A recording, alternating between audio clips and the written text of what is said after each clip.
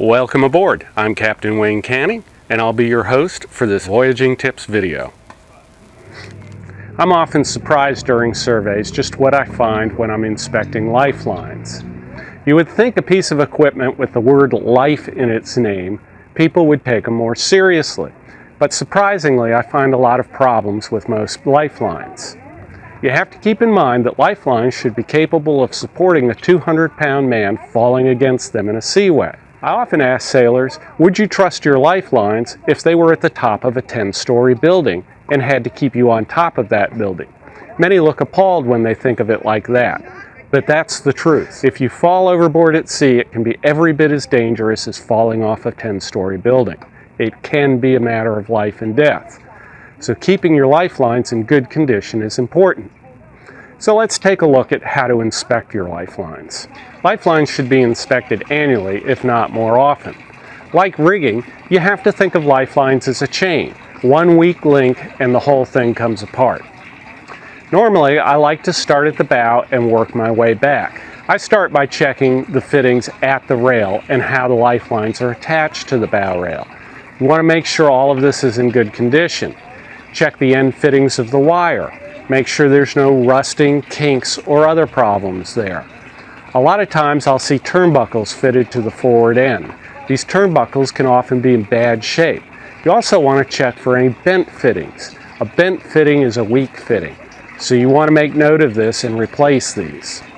Next, I'll move aft, following the lifeline back. I'll carefully check the condition of the wire, and if it's a vinyl-covered lifeline, I'll check the condition of the vinyl covering. A lot of times older lifelines, the vinyl covering will be cracked. If this is the case, you may want to consider replacing the lifeline. Carefully check the lifelines as they go through the stanchions. You want to make sure that they're in good condition and there's no wear on the wire as it goes through the stanchion. Check the stanchion itself. Carefully check the base of the stanchion for any cracking or loose fittings or loose screws. I like to grab hold of the top of the stanchion and wiggle it back and forth while observing the base. Make sure there's no play in any of the fasteners. A lot of times I'll find cracks in the base of stanchions. Often this is caused from water that gets trapped in the base and freezes. So you want to check this over carefully. Follow the lifelines aft. As you get to any gates or anything, check the gate fittings. Make sure that they're all in good condition. If you have gooseneck hooks, make sure that the locking nuts are secure on those. Make sure that they latch tightly closed and that the spring latches that hold them closed are in good condition and they won't pop open.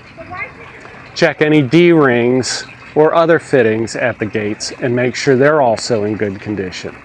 Once again, continue following the lifelines aft and check the fittings where they attach to the aft rail just as you did on the bow.